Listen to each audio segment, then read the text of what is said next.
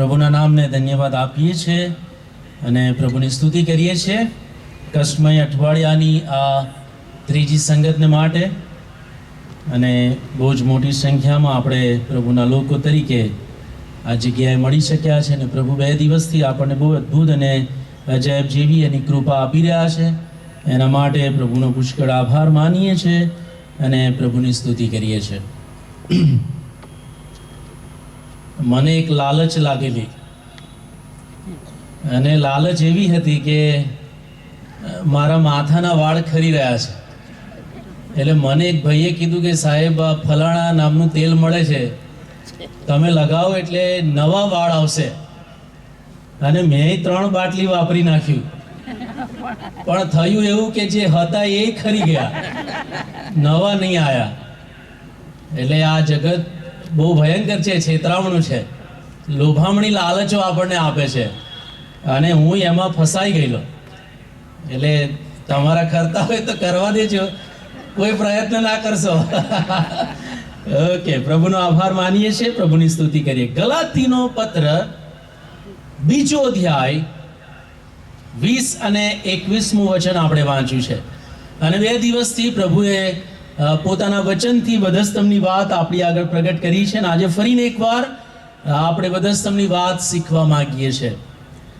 ગલાતીનો પત્ર 2 અધ્યાય 20 અને 21માં વચનમાં બહુ જ જાણીતું એવું સ્ટેટમેન્ટ પાઉલનું લખવામાં આવ્યું છે અને આજે એમાંથી આપણે પ્રભુનું વચન શીખવા માંગીએ છીએ. 17મી ઓક્ટોબર 1517માં ધર્મ સુધારણાની શરૂઆત થયેલી અને એ પહેલા માર્ટિન લ્યુથર એમના સમયની જે મંડળી હતી એ મંડળીએ શીખવાડેલા માર્ગમાં એ જીવી રહ્યા હતા. એટલે સ્વર્ગમાં જવાને માટે, અનંત જીવન પ્રાપ્ત કરવાને માટે શું કરવું પડે એ એમના સમયની જે મંડળી હતી એ સમયના લોકોને શીખવતી હતી. અને એવું કહેવામાં આવે છે કે માર્ટિન લ્યુથરે પણ આ બધું જ કર્યું. ઉપવાસ કરવાના, પ્રાર્થનાઓ કરવાની, સંસ્કારો પાડવાના, સંતોની મધ્યસ્થી કરવાની, સંતોને નામે પ્રાર્થના કરવાની, માણસોની આગળ પોતાના પાપોની કબૂલાત કરવાની, પૈસા આપીને અમુક અધિકારો ખરીદવાના મંડળીની અંદર, અને પ્રાયશ્ચિતને માટે તપ કરવાનું. અને એવી ખાતરી આપવામાં આવે કે તમે હવે સીધા સ્વર્ગમાં જશો, દેવના ન્યાયાસન આગળ પણ તમારે ઊભા નહીં રહેવું પડે. અને આ બધું જ કર્યા પછી પણ જો તમે માર્ટિન લ્યુથરના જીવનનો અભ્યાસ કરો, તમને ખબર પડશે કે આ બધું જ કર્યા પછી પણ માર્ટિન લ્યુથરને પોતાના જીવનમાં સહેજ પણ સંતોષ નહોતો. એમને એવું લાગતું જ નહોતું કે આ બધી જે ધાર્મિક ક્રિયાઓ હું કરું છું એનાથી મને અનંત જીવન મળશે, કે એના દ્વારા મારા જીવનમાં આત્મિક જીવનની જે સંતોષ છે, જે ભૂખ સંતોષ આવી જોઈએ, એ બાબતની જે અનુભૂતિ અમને થવી જોઈએ એ કદી નથી થઈ. અને એટલે એ બહુ પોતાના મનની અંદર અસંતોષ અનુભવી રહેલા. અને એટલા માટે એક દિવસ તેઓ પ્રભુના સેવક સંત ઓગસ્ટીનના મઠમાં ગયા, કેમ કે મંડળીમાં એમને સંતોષ ના મળ્યો એટલે મઠમાં ગયા.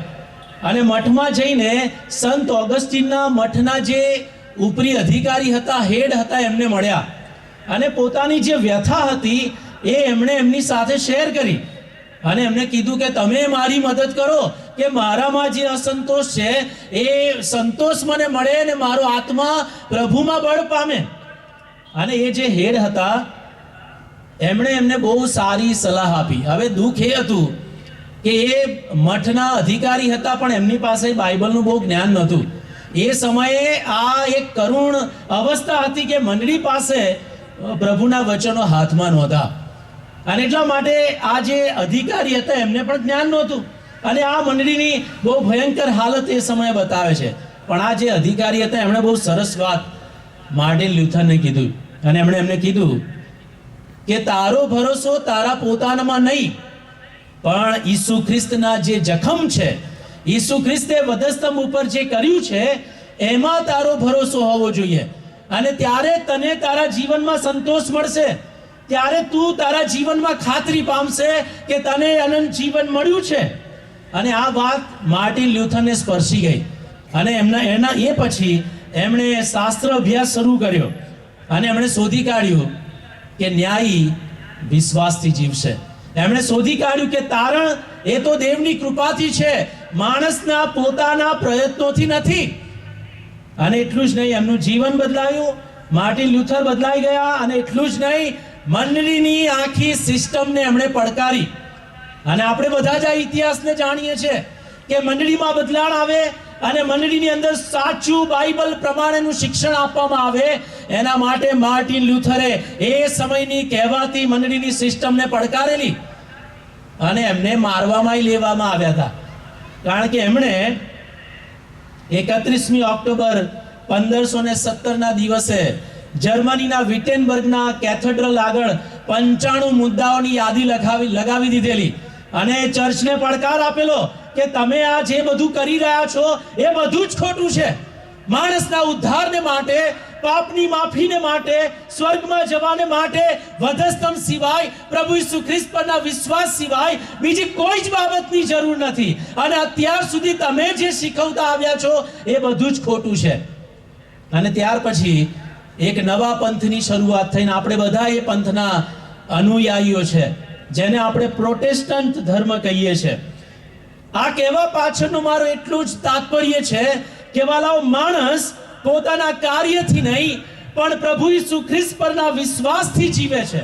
અને જ્યારે વ્યક્તિ પ્રભુ ઈસુ પર વિશ્વાસ કરે છે, એમના ઉપર ઈમાન લાવે છે અને એવું કબૂલે છે કે ઈસુ વધસ્તંભ ઉપર મારા પાપોને માટે મરણ પામ્યા છે અને એ મારા પાપોને માટે એમણે પોતાનું લોહી વેવડાવ્યું છે, એ મારા ઉદ્ધાર કરતા છે, એવો જ્યારે પોતાના હૃદયથી વિશ્વાસ કરે છે ત્યારે માણસ ઉદ્ધાર પામે છે અને એને અનંત જીવનની ખાતરી મળે છે. ગલાતીનો પત્ર 2 અધ્યાય અને 20મા વચનમાં પાઉલ પ્રેરિત કહે છે, દેહમાંનું મારું જે જીવન છે એ હવે દેવના દીકરા પરના વિશ્વાસથી છે, કોઈ કાર્યથી નહીં, સારી કરણીઓથી નહીં, કોઈ ક્રિયાકાંડો કે સંસ્કારોથી નહીં, મંડળીમાં શીખવવામાં આવતા ધાર્મિક ક્રિયાઓથી નહીં, પણ માત્ર પ્રભુ ઈસુ ખ્રિસ્ત પરના વિશ્વાસથી. અને આ જ વસ્તુ એ વાલાઓ આજે સાંજે આપણે શીખવા માંગીએ છીએ. ગલાતીની જે મંડળી હતી, આ મંડળી ઘણી બધી દ્વિધામાંથી પસાર થઈ રહેલી. ગઈકાલે આપણે કરંથીની મંડળી વિશે જોઈ ગયા કે કરંથીની મંડળીમાં ઘણા પ્રશ્નો હતા અને આજે આપણે જોવાના છે કે ગલાતીની મંડળીમાં પણ ઘણા બધા પ્રશ્નો હતા. અને સૌથી મોટો જે પ્રશ્ન હતો એ હતો કે ગલાતીની મંડળીની અંદર જે વિશ્વાસીઓ હતા એ અન્ય પ્રજામાંથી આવેલા હતા, વિદેશીઓ હતા, અન્ય વિશ્વાસના લોકો હતા, યહૂદી નહોતા. અને એટલા માટે યરૂશાલેમના જે યહૂદીઓ ખ્રિસ્તી બન્યા હતા, એમની ઈચ્છા એવી હતી કે જે અન્ય વિશ્વાસમાંથી ખ્રિસ્તમાં આવ્યા છે એ લોકોએ પ્રભુ ઈસુ ખ્રિસ્ત પરના વિશ્વાસની સાથે સાથે નિયમ શાસ્ત્ર પણ પાળવું જોઈએ. એમણે સુન્નત પણ કરાવવી પડે. અને ઈસુ પરનો એકલો વિશ્વાસ એ ઉદ્ધારને માટે પૂરતો નથી. મૂસાનું નિયમ શાસ્ત્ર પણ પાળવું પડશે, સુન્નત પણ કરવી પડશે અને એ જ રીતે એમને મંડળીમાં ઉમેરવામાં આવે અને એ જ રીતે એ લોકોને અનંત જીવન પ્રાપ્ત થાય, દેવના રાજ્યમાં એ લોકો જઈ શકે. અને આવું ભરમાવનારું શિક્ષણ એ કહેવાતા ખ્રિસ્તી યહૂદીઓ નવા બનેલા વિશ્વાસીઓને આપતા હતા. ગલાતીનો પત્ર 5મો અધ્યાય અને 12મા વચનમાં લખ્યું છે કે એ લોકો ભમાવનારા હતા. અને પાઉલ કહે છે આ ભમાવનારાઓ એકબીજાને કાપી નાખે તો કેવું સારું. મંડળીને નુકસાન કરે છે એવા લોકો જો એકબીજાને કાપી નાખે તો કેવું સારું. આ પાઉલના શબ્દો છે. કારણ કે પાઉલને ચિંતા હતી કે મારા ગયા પછી એવા લોકો આવશે જે મંડળીને ચીરી નાખશે. ઈસુએ પોતાનું રક્ત વેવડાવ્યું છે, ભૂલી જશે અને મંડળીને ગેરમાર્ગે દોરશે. અને એવું જ આ મંડળીમાં બનતું હોય એવું આપણે જોઈ રહ્યા છે. સુન્નત કરવાની, નિયમ શાસ્ત્ર પાળવાનું, જુદી સુવાર્તાને ઉલટાવી નાખવાની વાત આપણે અહીંયા જોઈએ છે. અને એટલા માટે પાઉલ પ્રેરિત અહીંયા લખે છે 21મી કલમમાં, જો તમારી પાસે બાઇબલ છે, ગલાતી 2 અધ્યાય અને 21મા વચનમાં પાઉલ પ્રેરિત કહે છે, હું દેવની કૃપા નિષ્ફળ કરતો નથી, કેમ કે જો નિયમથી ન્યાયપણું હોય તો ખ્રિસ્ત વિના કારણ મુઓ. જો નિયમથી ન્યાયપણું મળતું હોય તો ઈસુ ખ્રિસ્તનું વધસ્તંભે જડાવવું એ નકામું છે. અને એ જ પ્રમાણે 3 અધ્યાય અને 10મા વચનમાં લખ્યું છે, નિયમશાસ્ત્રના પુસ્તકમાં જે આજ્ઞાઓ લખેલી છે તે બધી પાડવામાં જે કોઈ ટકી રહેતો નથી એ સાબિત થાય છે. જેટલા લોકો નિયમથી ન્યાયપણું શોધવા માંગે છે, નિયમથી દેવના રાજ્યમાં જવા માંગે છે, એ લોકો જો એક પણ આજ્ઞા તોડે ને તો એ લોકો કદી પણ ન્યાયી ઠરી શકવાના નથી કે દેવના રાજ્યમાં જઈ શકવાના નથી. અને એ વાતને લઈને પાઉલ આ મંડળીને પત્ર લખે છે અને પ્રભુના સેવક તરીકે પાઉલ મંડળીને પડકાર આપતા કહે છે કે હવેથી હું ઈસુ ખ્રિસ્તની સાથે વધસ્તંભે જડાઈ ગયો છું અને એટલા માટે હવેથી હું જીવતો નથી, અને હું જીવતો નથી તો મારા પ્રયત્નો બધા જ નકામા છે. મારે હવે કશું કરવાનું નથી. મારો ઉદ્ધાર ઈસુએ જે કંઈ વધસ્તંભ ઉપર કર્યું છે એ જ પૂરતું છે મારા ઉદ્ધારને માટે. મારે કંઈ કરવાની જરૂર નથી. મારે એક જ વસ્તુ કરવાની છે કે હું પ્રભુ ઈસુને મારા ઉદ્ધારકર્તા તરીકે સ્વીકારું અને એમના પરના વિશ્વાસમાં મારું જીવન બને. યાદ કરો મરતા ચોરને, એણે જીવનમાં શું સારું કરેલું? બાઇબલ કહે છે કે એને તો એની ભૂલનું યોગ્ય ફળ આપવામાં આવી રહેલું, અને એણે પ્રભુને કીધું તારા રાજ્યમાં તું આવે ત્યારે મને યાદ કરજે. ને પ્રભુએ કીધું આજે તું મારી સાથે પારાદેશમાં હોઈશ. કોઈ જ ન્યાયપણા માટે એણે કશું કર્યું નથી. આખી જિંદગી એણે નકામી જ વાતો કરી, પણ ઈસુ પરનો વિશ્વાસ એને ન્યાયી બનાવે છે અને એ પ્રભુના રાજ્યમાં જવાને માટે તૈયાર થાય છે. બહુ અદ્ભુત અને અજાયબ જેવી વાલાઓ આ પરમેશ્વરની કૃપા તમારા અને મારા માટે છે. અને બહુ નવાઈની વાત ગલાતીના પત્રમાં જોવા મળે છે કે પ્રભુનો શિષ્ય પીતર એ પણ આ કહેવાતા યહૂદી ખ્રિસ્તીઓની વાતોમાં આવી ગયેલો. બાઇબલ કહે છે 2 અધ્યાયમાં પીતર કેટલાક વિદેશીઓની સાથે જમવા બેઠો હતો. 2 અધ્યાય અને 15મી કલમથી આગળ તમે વાંચો. અને એટલામાં કેટલાક યહૂદીઓ યરૂશાલેમથી આવ્યા, અને એટલે પીતરને ભય લાગ્યું કે જો આ યહૂદીઓ મને વિદેશીઓ સાથે ખાતા જોઈ જશે તો પછી અમારે પ્રોબ્લેમ થશે, મારે યરૂશાલેમમાં જવું અઘરું થઈ પડશે. અને એટલે પીતરે ઢોંગ કર્યો કે હું વિદેશીઓ સાથે ખાતો નથી, અને એવી રીતે એને ઢોંગ કરવાનો પ્રયત્ન કર્યો. અને બાઇબલ એવું કહે છે કે બીજા બધા વિશ્વાસીઓ એની સાથે જોડાઈ ગયા, એટલે સુધી કે બારનાબાસ પણ એની સાથે જોડાઈ ગયો. અને બારનાબાસ વિશે તો બાઇબલ કેટલું ગજબ કહે છે પ્રેરિતોના કૃત્યોના પુસ્તકની અંદર. અને બારનાબાસ એટલે સુબોધનો દીકરો, બીજાને ઉત્તેજન આપનાર, બીજાને પ્રભુમાં દ્રઢ કરનાર. એના એવા શબ્દો કે સાંભળનારું કલ્યાણ થાય સાંભળનારાઓનું. એવો સુબોધનો દીકરો પણ પીતરના ઢોંગથી ખેંચાઈ ગયો, અને એણે પણ જાણે કે એ વિદેશીઓની સાથે નથી એવો એણે ઢોંગ કરવાનો પ્રયત્ન કર્યો. અને એટલા માટે પ્રેરિતોના કૃત્યો 10મા અધ્યાયમાં પ્રભુએ જે દર્શન આપેલું એને પેલી ચાદરમાં જે અશુદ્ધ જાનવરો મોકલીને પ્રભુ એને કીધેલું મેં જેને શુદ્ધ ઠરાવ્યું છે એને તારે અશુદ્ધ નથી ઠરાવવાનું. પીતરે ભૂલી ગયો, અને ભૂલીને પેલા યહૂદીઓની બીકે વિદેશી જે પ્રભુમાં આવેલા એમની સાથે એણે ઢોંગ કર્યો. અને એટલા માટે પાઉલે પીતરને ખખડાવી નાખ્યો. પીતર જે પહેલા પ્રભુની પાસે આવેલો, પણ પાઉલે એને બોલવું પડ્યું, કારણ કે પીતર એ ઢોંગથી ખેંચાઈ જાય છે અને પ્રભુના વચનને એ યાદ કરતો નથી. એટલા માટે પાઉલ જ્યારે લખે છે ત્યારે પહેલા જ અધ્યાયમાં કહે છે કે જો હું માણસોને પ્રસન્ન કરું છું તો હું દેવનો સેવક નથી. ઈશ્વરનું સેવક બનવું છે તો મારે કોઈ માણસની બીક રાખવાની જરૂર નથી, મારે કોઈ માણસની અસરમાં જીવવાની જરૂર નથી. મારે તો ખ્રિસ્તના વધસ્તંભની અસરમાં જીવવાનું છે.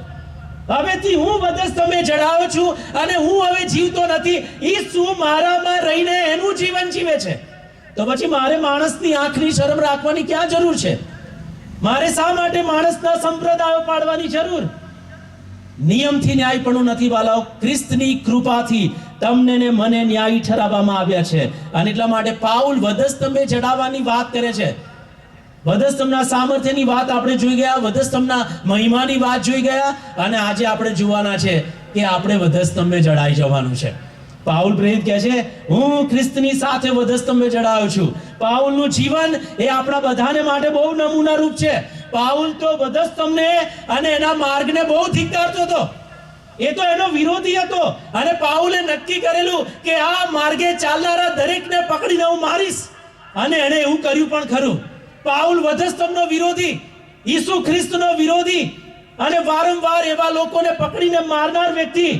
અને વધસ્તંભ એટલે ગુનેગારોને જડાવવામાં આવનારું એક સાધન કે જ્યાં ગુનેગારોને વધસ્તંભે જડી દેવામાં આવતા હતા. અને એટલે વધસ્તંભે જડાવવું, એની સાથે પોતાની ઓળખ રાખવી એ કોઈને ના ગમે. અને પાઉલ કહે છે, હું વધસ્તંભે જડાયો છું, હવે મૂસાના નિયમ શાસ્ત્ર સાથે મારે કોઈ ઓળખ રાખવાની જરૂર નથી. હું ઈસુ સાથે વધસ્તંભે જડાયો છું. ઈસુ મારામાં રહીને જીવે છે.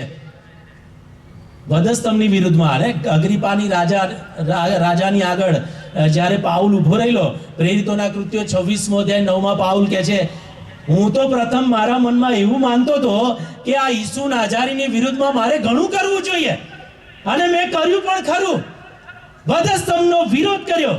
પણ આજ પાઉલ જ્યારે પ્રભુમાં આવે છે ત્યારે કહે છે, હવે મારે જીવવું એ ખ્રિસ્ત અને મરવું એ લાભ છે. ઈસુના વધસ્તંભ સિવાય મારું જીવન એ જીવન નથી. જીવવાનું તો ખ્રિસ્તના માટે, અને મરવું તો પણ ખ્રિસ્તના માટે, અને જીવવું તો ખ્રિસ્ત પરના વિશ્વાસમાં, નિયમમાં નહીં, સુન્નતમાં નહીં. હવે મૂસાના નિયમ શાસ્ત્રમાં મારું અભિમાન નહીં. પોતાની જાતને વધસ્તંભે જડાવવાની બહુ અઘરી વાત. કેમ કે અપરાધીઓમાં ગણાવવાનું, સાપિત ગણાવવાનું, પોતાને અપરાધી ગણવાના, પોતાને તરછોડાયેલા ગણવાના, અને પોતાને બધા પાપીઓમાં મુખ્ય ગણવાના. કોને ગમે આવું? આપણને તો ભૂલથી કોકને પાપી કહી દીધું હોય તો બબાલ થઈ જાય, આપણે ના ચલવી લઈએ. અને એ બધું જ જતું કરીને આપણે વધસ્તંભે જડવાની વાતને સ્વીકારવાની છે, ને આપણી જાતને વધસ્તંભે જડવાની છે. પાઉલ ગલાતીની મંડળીને કહે છે, હું ઈસુની સાથે વધસ્તંભે જડાયો છું, મારે હવે નિયમ શાસ્ત્ર સાથે કોઈ લેવા દેવા નથી. આપણું હું પણ વાલાઓ જો વધસ્તંભે જડાઈ જાય ને તો ઘણા બધા પ્રશ્નોનું સમાધાન થઈ જાય. મંડળીઓમાં પ્રશ્નો જ ના રહે જો હું પણ જડાઈ જાય તો. આ જે કઈ પ્રશ્નો છે ને એ બધા હું પણાને લીધે જ છે, અહમના કારણે છે. પોતાની વાતો આપણે શોધીએ છીએ એટલાને માટે આ બધા પ્રશ્નો છે, અને એટલા માટે આપણે આપણા હું પણાને વધસ્તંભે જડવાનું છે. પણ આપણને તો શીખવવામાં જ આવે છે કે હંમેશા હું પણાને જ મોટું કરવાનું. મેં પહેલાય કીધું છે ને આજે ફરી કહું છું કે જ્યારે આપણે અંગ્રેજી ભાષા ભણીએ છીએ ત્યારે અંગ્રેજી ભાષામાં શીખવવામાં આવે કે અંગ્રેજીમાં જ્યારે તમે આઈ લખો ત્યારે કેવો લખવાનો? કોઈ કહેશે? જોરથી બોલો. કેપિટલ લખવાનો. અને નાનો લખો તો સ્મોલ એબીસીડી માં લખો તો શું થાય? ખોટું. આઈ તો મોટો જ હોય અને એકલો, આજુબાજુ કોઈ જોઈએ જ નહીં. આ હું પણ છે, અને પ્રભુનું વચન કહે છે આ હું પણ આને આપણે વધસ્તંભે જડવાનું છે. યાદ કરો નબુખાદનેસર રાજાને. બાઇબલ એવું કહે છે કે એ પોતાની અગાસી ઉપર ફરતો હતો, અને જ્યારે એને મહાન બાબિલોનને જોયું, અને મહાન બાબિલોનને જોઈને એના મનમાં વિચાર આવ્યો કે આ મહાન બાબિલોન મેં મારા મહિમાને માટે બનાવ્યું છે, મેં મારા હાથે એને સર્જ્યું છે. અને એને પોતાના મનમાં વિચાર કર્યો કે રાજ્ય, પરાક્રમ અને મહિમા તો મારા છે. અને જ્યારે એણે આવો વિચાર કર્યો તરત જ આકાશમાંથી વાણી થઈ, હવે તું 7 વર્ષ સુધી જાનવર બની જશે, તું બળદની જેમ કડપ ખાશે, તારા વાળ વધી જશે, જંગલમાં તારે રહેવું પડશે. અને જ્યાં સુધી તું એવું નહીં સ્વીકારે કે રાજ્ય, પરાક્રમ અને મહિમા પરમેશ્વરના છે, ત્યાં સુધી તને આ રાજ્ય પાછું નહીં આપવામાં આવે. અને એટલે હું કહેવા માંગુ છું વાલાઓ કે આ હું પણ આને મૂકી દઈએ, અને જ્યાં પ્રભુએ આપણને માન આપ્યું છે, સ્થાન આપ્યું છે, ત્યાં આપણે નમ્ર થઈને રહીએ અને પ્રભુની સેવા કરીએ. કારણ કે ગામઠી ભાષામાં કહેવામાં આવે છે કે જે દાડો નીચે પડ્યા ને કોઈ ભાવ નહીં પૂછે, કોઈ ભાવ નહીં પૂછે આપણો. હું પણ આમાં રાચવાનું બંધ કરી દઈએ અને આપણી જાતને આપણે વધસ્તંભે ચડી દઈએ. બાઇબલ આપણને શીખવાડે છે કે હું જે ઈસુને ઓળખું છું એ ઈસુમાં સહેજ પણ હું પણ નહોતું. ઈસુ ખ્રિસ્ત પ્રભુનું વચન કહે છે, યોહાનની સુવાર્તા 13મો અધ્યાય 3 ને 4 કલમ, પ્રભુનું વચન એવું કહે છે કે જ્યારે ઈસુએ જોયું કે બાપે સગડાવવાના મારા હાથમાં સોંપી દીધા છે. બહુ ધ્યાનથી આ શબ્દો સાંભળજો. બાપે સગડાવવાના મારા હાથમાં સોંપી દીધા છે, એવું જ્યારે પ્રભુ ઈસુ ખ્રિસ્તે જોયું ત્યારે બાઇબલ કહે છે, યોહાનની સુવાર્તા 13મો અધ્યાય 4 કલમમાં પ્રભુનું વચન કહે છે, પ્રભુ એક ખાવાના ટેબલ ઉપરથી ઊભા થઈ ગયા એમણે રૂમાલ લીધો, પોતાના કપડાં કાઢી નાખ્યા, વાસણમાં પાણી લીધું અને બધો જ અધિકાર મેળવ્યા પછી એમણે પોતાના શિષ્યોના પગ ધોયા. આ હું પણ આને મૂકી દેવાની વાત છે. અધિકાર મળે ત્યારે હું પણ આવવું ના જોઈએ. અને સાનું આ બધું હું પણ આપણે લઈને ફરીએ છીએ. ઈસુને આપણા જીવનમાં જીવવા દઈએ. પ્રભુનું વચન તો કહે છે, જે તમારામાં મુખ્ય થવા ચાહે એ બધાયનો દાસ થાય. બધાની સેવા કરવાની. અને મંડળી એ તો સેવાને માટે છે. અને જે વ્યક્તિ વધસ્તંભે જડાય છે એ કશું જ કરી શકતો નથી, કારણ કે એ હવે રહ્યો જ નથી, એનામાં ઈસુ જીવે છે. અને એટલા માટે જે વ્યક્તિ વધસ્તંભે જડાય ને એ 3 વસ્તુ નથી કરી શકતો. પહેલી વસ્તુ તો આ રીતે વધસ્તંભે જડાયો હોય એટલે એ સામે જ જોઈ શકે, પાછું વળીને જોઈ જ નથી શકવાનો, માત્ર સામે જ જોવાનું. બીજું એ નથી કરી શકતો, એ તો પાછું વળીને જોઈ નથી શકતો. અને ત્રીજું એ નથી કરી શકતો એ તો એ કે પોતાની જાતે પોતાની કોઈ જ મદદ નથી કરી શકતો. વધસ્તંભે જડાયેલો ઈસુ પણ જ્યારે એને તરસ લાગી ત્યારે એને બૂમ પાડી કીધું, મને તરસ લાગી છે, પણ એ જાતે પાણી લઈને પી શકતો નથી, કારણ કે વધસ્તંભે જડાયેલો છે. આપણે પણ વધસ્તંભે જડાવવાનું, હું પણ આને વધસ્તંભે જડવાનું, અને પોતાના માટે, પોતાની જાતે, પોતાના મહિમાને માટે, પોતાના સ્વાર્થને માટે આપણે કશું જ કરવાનું નથી અને કરી પણ શકતા નથી જો આપણે આપણી જાતને વધસ્તંભે જડી છે તો. પાઉલ કહે છે, હું ખ્રિસ્તની સાથે વધસ્તંભે જડાયો છું અને હવેથી હું નહીં પણ મારામાં ઈસુ જીવે છે.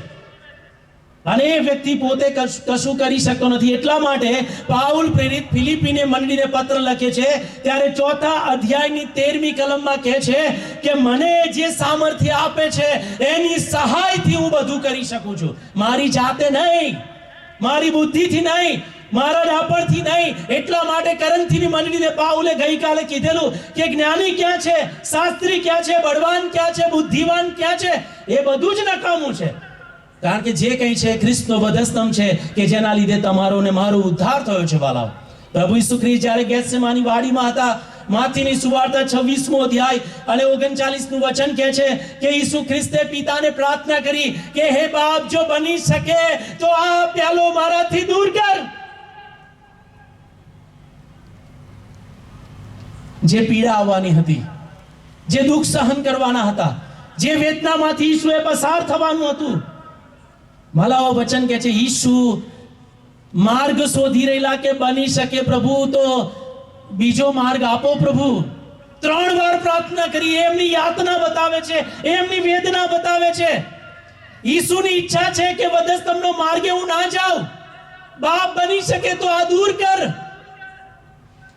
એ યાતનામાંથી પસાર થાય તમારા અને મારા માટે. અને આખરે પ્રભુ જુએ છે કે બીજો માર્ગ નથી ત્યારે કહે છે, બાપ તો પણ મારી ઈચ્છા નહીં, તારી ઈચ્છા પ્રમાણે થાવ.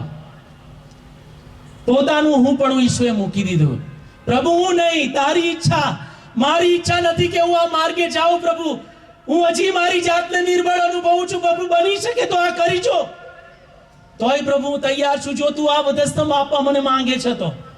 અને ઈસુ વાલાઓ તમારા ને મારા માટે એ ગેત્સેમાની વાડીમાં વધસ્તંભને સ્વાધીન થઈ ગયા કે જેથી કરીને તમારે ને મારે નિયમ શાસ્ત્રમાં ના જીવવું પડે, પણ એ ઈસુ ખ્રિસ્તના વધસ્તંભમાં તમને ને મને જીવન મળે. વાલાઓ, અને આપણા દરેકના જીવનમાં આ ગેત્સેમાની વાડી આવે છે કે જ્યાં આપણે નિર્ણય કરવો પડે, મારી ઈચ્છા કે બાપની ઈચ્છા, મારું હું પણ કે પ્રભુની ઈચ્છા, મારો સ્વાર્થ કે પ્રભુની ઈચ્છા. ઈશ્વરના વચનને અને આત્માના અવાજને આધીન થાઉં કે મારું મન, મારું અંતઃકરણ જે કહે છે એ પ્રમાણે હું કરું. કયા અવાજને આપણે સાંભળીએ છીએ ને કેવી રીતે આપણે પ્રભુના વચનને આધીન થઈને જીવી રહ્યા છે. વધસ્તંભે જડાવવાની વાત છે વાલાઓ. પોતાની ઈચ્છાઓને મારી નાખવાની અને પ્રભુની ઈચ્છાને આધીન થવાનું ને પ્રભુ ઈસુએ કર્યું. અને પાઉલ એ જ વાત આજે સાંજે આપણને શીખવાડે છે કે હવેથી હું નહીં પણ મારામાં ખ્રિસ્ત જીવે છે. મેં મારું હું પણ વધસ્તંભે જડી દીધું છે અને મારું જે જીવન છે હવે એ ઈસુ ખ્રિસ્ત પરના વિશ્વાસથી છે. અને એ રીતે હું મારું આ દેહમાંનું જીવન જીવી રહ્યો છું. ગલાતીનો પત્ર 5મો અધ્યાય અને 24માં બીજી એક વાત પાઉલ કહે છે કે જેઓ ખ્રિસ્તમાં છે એમણે પોતાના દેહને અને એની ઈચ્છાઓને વધસ્તંભે જડી દીધા છે. પોતાનું હું પણ વધસ્તંભે જડવાનું, અને સાથે સાથે આપણી ઈચ્છાઓ અને આપણા દેહને પણ આપણે વધસ્તંભે જડી દેવાના. જેવો ખ્રિસ્તના છે તેઓએ પોતાના દેહને અને એના વિષયોને વધસ્તંભે જડી દીધા છે. હવે મારો દેહ, મારી ઈચ્છા, મારી લાગણીઓ હવે એ ઈસુ ખ્રિસ્તના વધસ્તંભ આગળ મારે લાવવાની નથી. સુન્નતમાં અભિમાન કરવાનું નથી, દેહના કામોમાં અભિમાન કરવાનું નથી. અને પ્રભુનું વચન તો કહે છે કે તમારી રૂડી કરણીઓ તો મેલા ચીથડા જેવી છે, એ પ્રભુની આગળ કોઈ કામમાં નથી આવવાની. કેમ કે સારા કામથી આપણે બચવાના નથી. આપણે અપંગ હોઈએ, લકવા થઈ ગયો હોય તો શૂઝ પહેરવાનો કોઈ મતલબ નથી, આંધળા હોય તો ચશ્મા પહેરીને ફરવાનો કોઈ મતલબ નથી, એનાથી કોઈ મદદ મળવાની નથી. એક જ માર્ગ છે ને, તો ખ્રિસ્તનો વધસ્તંભ વલાવો, કે જ્યાં આવીને આપણે આપણા દેહને, આપણી ઈચ્છાઓને એ વધસ્તંભે પ્રભુ ઈસુ ખ્રિસ્તની સાથે જડી દેવાની છે. પાઉલ લખે છે કે મારે અભિમાન કરવાના બહુ કારણો છે. પાઉલ કહે છે કે 8મે દાડે હું સુન્નત પામેલો છું, ઇઝરાયલના સંતાનનો છું, બિન્યામીનના કુળનો છું, હિબ્રુઓનો હિબ્રુ, ડબલ ફિલ્ટર છું.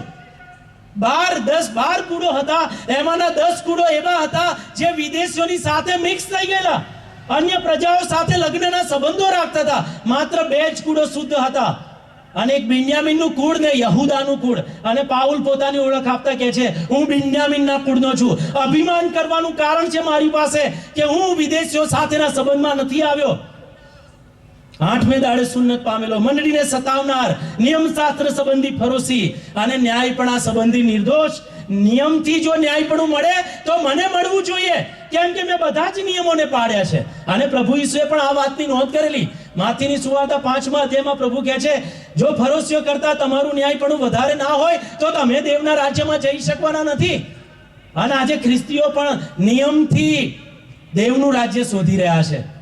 આપણે ખ્રિસ્તી બન્યા અને મંડળીમાં આવીએ એટલે પાછા મંડળીના નિયમો આપણે પાડવાના, અને એ મંડળીના નિયમો ના પાડીએ તોય પાછી ઉપાધિ, પ્રશ્નો, દલીલો, તકલીફો અને ઘણી બધા પ્રશ્નો ઊભા થઈ જાય. કોઈ નિયમ નહીં. પ્રભુનું વચન કહે છે નિયમથી ન્યાયપણું નથી, અને નિયમ એ તો યહૂદીઓને માટે છે, આપણા માટે નથી. તમારા અને મારા માટે વધસ્તંભ ઉપર પ્રગટ થયેલી ખ્રિસ્તની કૃપા છે. અને એટલે રોમનોના પત્રમાં પાઉલ કહે છે તમે ને હું હવે નિયમની નીચે નથી, પણ તમે ને હું હવે કૃપાની નીચે છે. એ વધસ્તંભ પર પ્રગટ થયેલી કૃપા, અને નિયમથી ન્યાયપણું આપણને મળવાનું નથી. અને એટલે ઘણી વાર કહે છે કે 10 આજ્ઞાઓ પાળવાની. હું એનો વિરોધી નથી.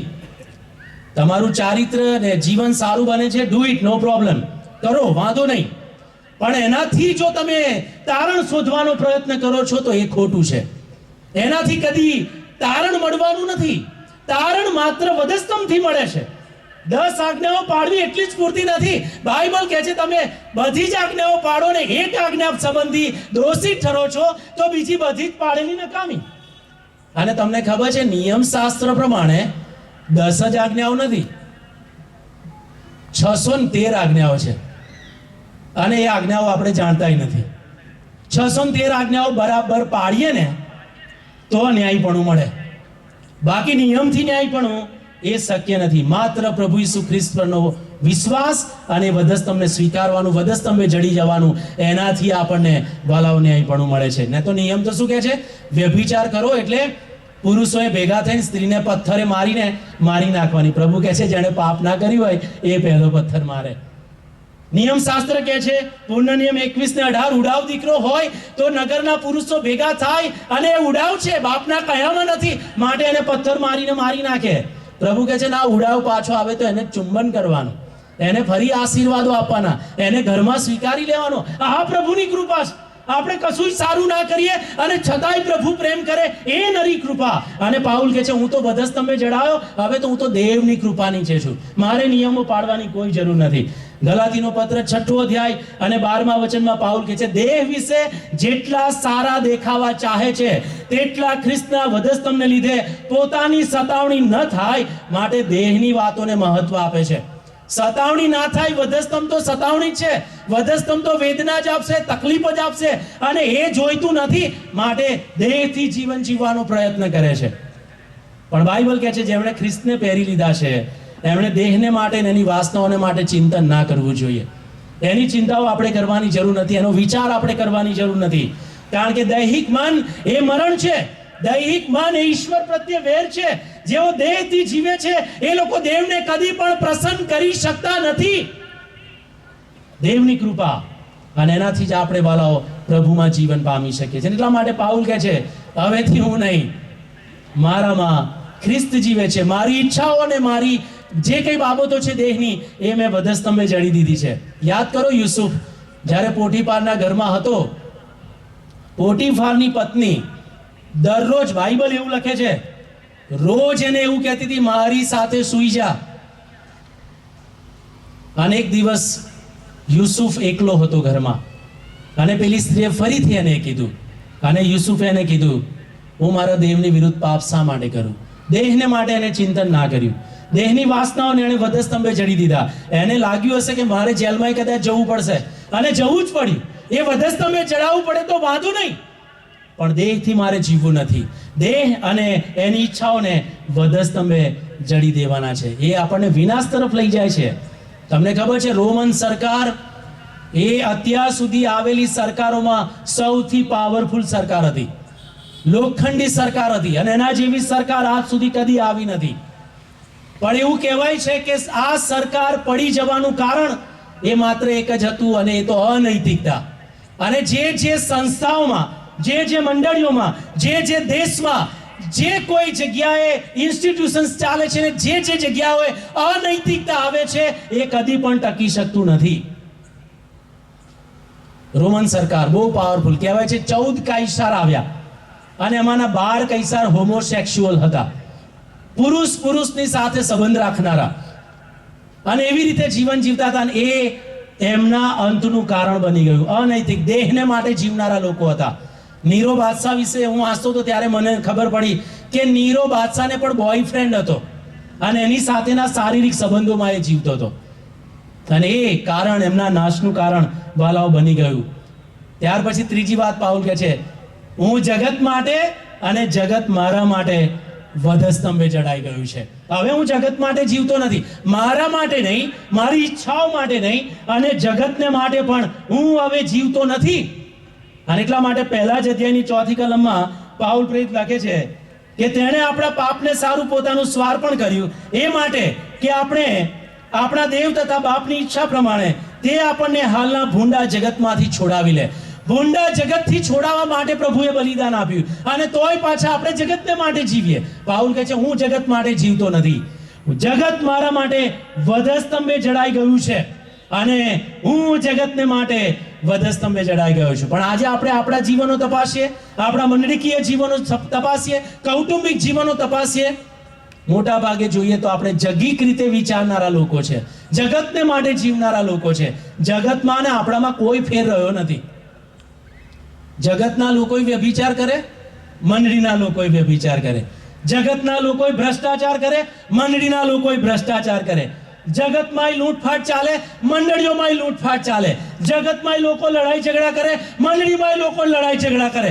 જગત અને મંડળીમાં કોઈ જ ફરક રહ્યો નથી. એનું કારણ કે આપણે વધસ્તંભે જડાવવાની વાતને ભૂલી ગયા છે. આપણે આપણી જાતને વધસ્તંભે જડી નથી ને આપણને વધસ્તંભ ગમતોય નથી. હું વારંવાર આ 3 દિવસથી કહી રહ્યો છું કે વધસ્તંભ આપણને પસંદ પડતો નથી, અને એટલા માટે આપણે જગતથી જીવવા માંગીએ છીએ. આપણી મંડળીઓ જગીક ધોરણે ચાલી રહી છે, ઈશ્વરના ધારા ધોરણો પ્રમાણે ચાલી રહી નથી.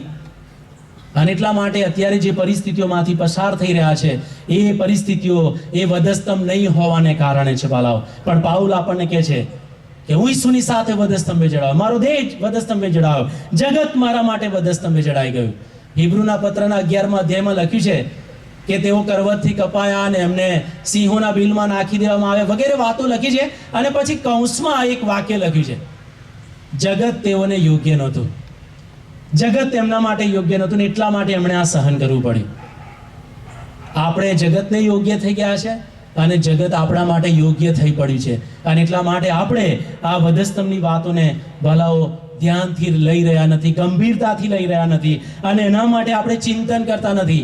પણ હું પણ આને માટે, દેહને માટે, જગતને માટે આપણે ચિંતા કરીએ છીએ. બાઇબલ કહે છે 1 યોહાન 2 અધ્યાય ને 17માં, જગત તથા તેની લાલસા જતા રહે છે, પણ જે દેવની ઈચ્છા પૂર્ણ કરે છે એ જ સદા રહેવાના છે. જેઓ જગતને માટે જીવે છે, પોતાના માટે જીવે છે, પ્રભુ કહે છે જે મારા માટે પોતાનો જીવ આપશે બચશે, પણ જે પોતાને બચાવવા માંગે છે એ હંમેશાને માટે નાશમાં જતા રહેશે. અને એટલાને માટે વધસ્તંભે ચડાવવું એ જરૂરનું છે. પ્રભુએ પિતરને કીધેલું કે મારે વધસ્તંભે ચડાવવું એ જરૂરનું છે, કારણ કે એનાથી જ ઉદ્ધાર મળશે. અને પ્રભુ ઈસુ ખ્રિસ્તે તમારા અને મારા માટે કર્યું. ઈસુ 33.5 વર્ષ જીવ્યા, પણ એમના જીવનનો એક જ ધ્યેય હતો, અને એ હતો વધસ્તંભે ચડાવવાનું. ઈસુએ કોઈ મહોત્સવ કર્યા નહીં. બતાવો મને બાઇબલમાં કોઈ જગ્યાએ ઈસુએ એન્ટરટેનમેન્ટ માટે સમય ફાળવ્યો હોય તો, મોજ મજામાં સમય ફાળવ્યો હોય તો, આનંદ પ્રમોદમાં પ્રભુએ સમય ફાળવ્યો હોય તો? ના.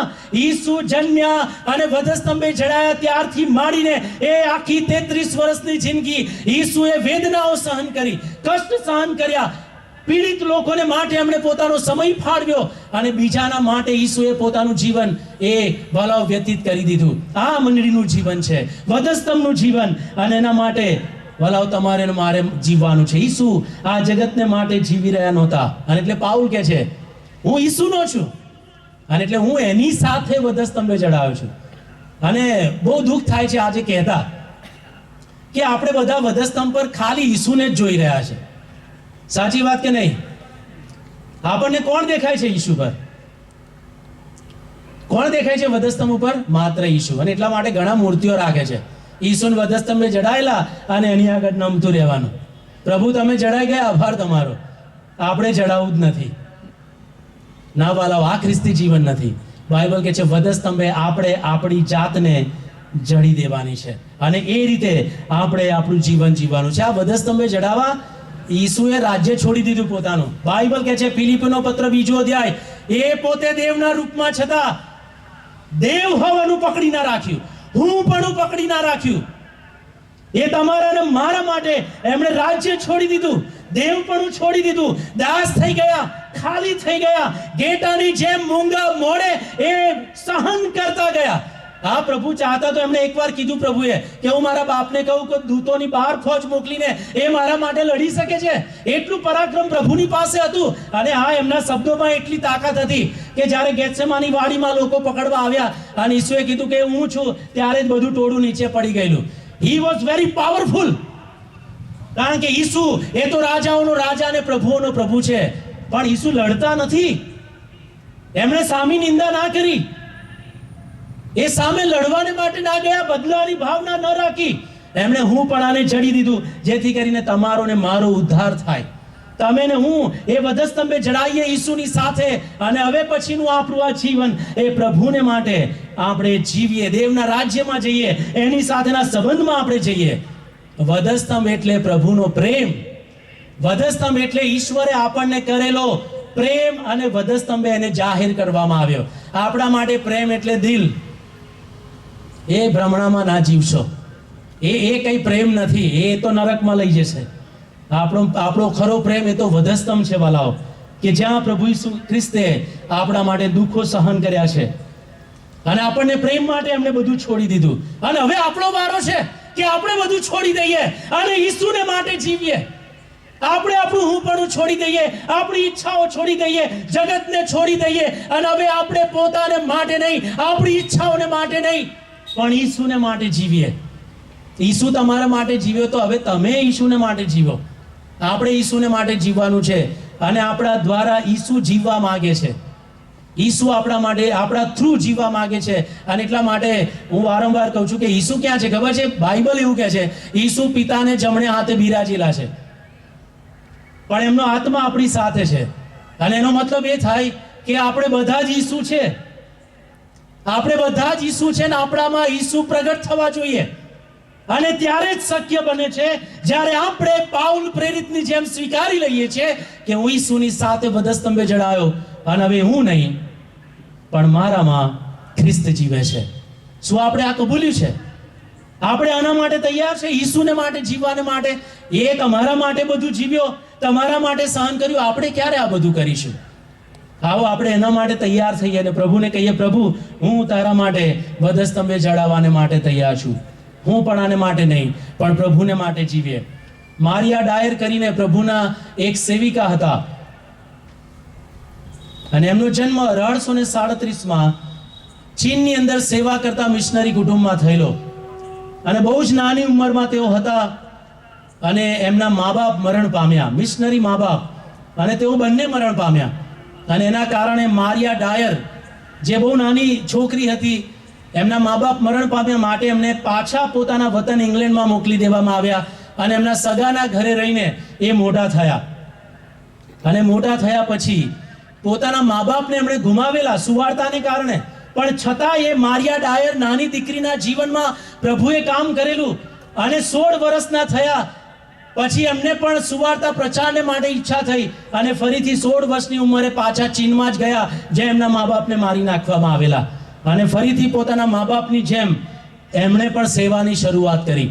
અને સેવા કરતા કરતા એમણે હડસન ટેલર, કે જેઓ પોતાની સેવાને માટે, વિશ્વાસને માટે ને બલિદાનને માટે જાણીતા છે, એમની સાથે એમણે લગ્ન કર્યા અને બહુ જ સારી એવી સેવાઓ એમણે ચીનની અંદર કરી.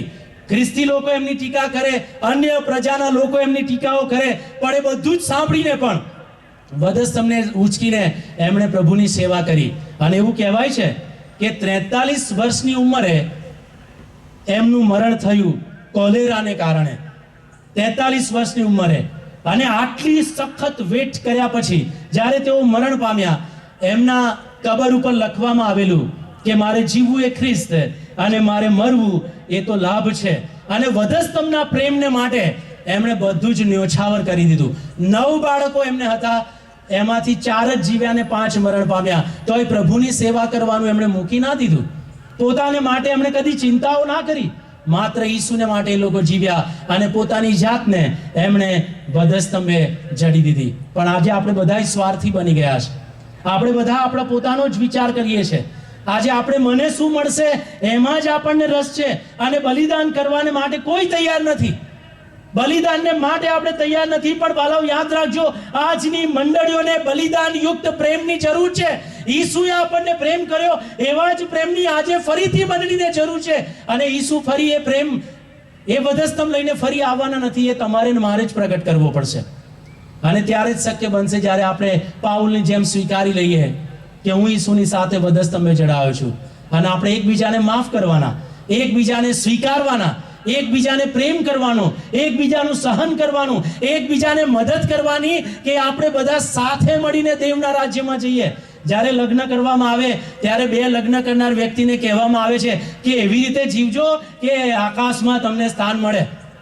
એને તો મંડળીમાં પણ આપણે એક કુટુંબના સભ્યો છે, એવી રીતે જીવવાનું કે આપણે સ્વર્ગમાં જઈએ. પણ આપણી મંડળીઓ તરફ દ્રષ્ટિ કરીએ, આપણા જીવનો તરફ દ્રષ્ટિ કરીએ, આપણા પરિવારો તરફ દ્રષ્ટિ કરીએ. કદાચ મને લાગે છે કે કાલના સંદેશા કરતા આજનું થોડું અઘરું લાગી રહ્યું છે, કારણ કે હું પણ આને વધસ્તંભે જડાવવાની વાત થઈ રહી છે. પણ વાલાઓ, એ જરૂરી છે, કારણ કે જ્યાં સુધી સ્વાર્થમાં જીવીશું, ઈસુનું જે જીવન છે એ જીવન કદી આપણામાં આવી નહીં શકે. ઈસુને સોંપાવવું પડશે, ઈસુને ગ્રહણ કરવા પડશે, એમને આપણામાં રહીને જીવવા દેવા પડશે અને નિયમને, સ્વાર્થને બધાને બાજુ પર મૂકવું પડશે. ને ત્યારે પ્રભુ ઈસુનું જીવન આપણા દ્વારા અને મંડળી દ્વારા વલાઓ પ્રગટ થશે. મંડળી એ તો દેવનું રાજ્ય છે અને દેવના રાજ્યના ગુણો વધસ્તંભથી પ્રગટ થયા એમ મંડળીથી પ્રગટ થવા જોઈએ. આવો પ્રાર્થના કરીએ અને શાંત રહીએ થોડો સમય અને આપણી જાતને પ્રભુના હાથમાં સોંપીએ અને વધસ્તંભને ઉંચકવાને માટે આપણે તૈયાર થઈએ. આપણી જાતને, હું પણ આને આપણે વધસ્તંભે જડીએ, પ્રાર્થનામાં જઈએ. ભલા પ્રભુ, અમે તમારી પાસે આવીએ છીએ. અમે સ્વાર્થી છે પ્રભુ, અમે હું પણ આમાં જીવીએ છીએ, પોતાની વાતો શોધીએ છીએ, નિયમથી ન્યાયપણું શોધીએ છીએ અને મંડળીના નિયમો પાડીને જાણે કે અમને સ્વર્ગનું જીવન મળશે એવી રીતે અમે જીવી રહ્યા છે. ને એટલું કરવું જ જાણે કે પૂરતું છે એવું અમે બધાએ માની લીધું છે. પણ પ્રભુ, ખરું જે જીવન છે તો વધસ્તંભનું જીવન છે. અને એટલા માટે જ્યારે પાઉલે ગલાતીની મંડળીમાં જોયું કે લોકો આવું કરી રહ્યા છે, ત્યારે પ્રભુ તમારા સેવકે પ્રગટ કર્યું કે હવેથી હું નહીં, મારામાં ઈસુ જીવે છે, હું વધસ્તંભે જડાઈ ગયો છું. ને પ્રભુ, આજે સાંજે તમે આ વચન દ્વારા અમારી આગળ પ્રગટ કર્યું છે પ્રભુ, કે અમારે પણ વધસ્તંભે જડાવવું જોઈએ, અમારા દેહની ઈચ્છાઓને વધસ્તંભે જડવી જોઈએ, જગતને માટે અમે અને અમારા માટે જગત વધસ્તંભે જડાવવું જોઈએ. અને પ્રભુ, આ બધું કરવું અમને અઘરું લાગે છે. અને પ્રભુ, જાણે કે અમે કરવાને માટે તૈયાર નથી. અમને માફ કરો પ્રભુ, અમારા પર દયા કરો અને આ મંડળીને ફરીથી તમારા પરાક્રમની જગ્યા બનાવો અને વધસ્તંભનું સામર્થ્ય, વધસ્તંભનો પ્રેમ એ અમારા દ્વારા પ્રગટ થાય પ્રભુ, એવી અમે ખાસ વિનંતી અને પ્રાર્થના વાલા પ્રભુ તમારી આગળ કરીએ છીએ. અહીંયા ઉપસ્થિત તમામ લોકોને એ વધસ્તંભનો પ્રેમ સમજવા મદદ કરો અને તેઓ પોતે પણ પ્રેમનું એક ઝરણું બને અને પ્રભુ લોકોની સાથે પ્રેમના વ્યવહારો રાખે, મંડળીમાં પ્રેમનો વ્યવહાર આવે. એના માટે પ્રભુ અમે ખાસ વિનંતી અને પ્રાર્થના કરીએ છીએ.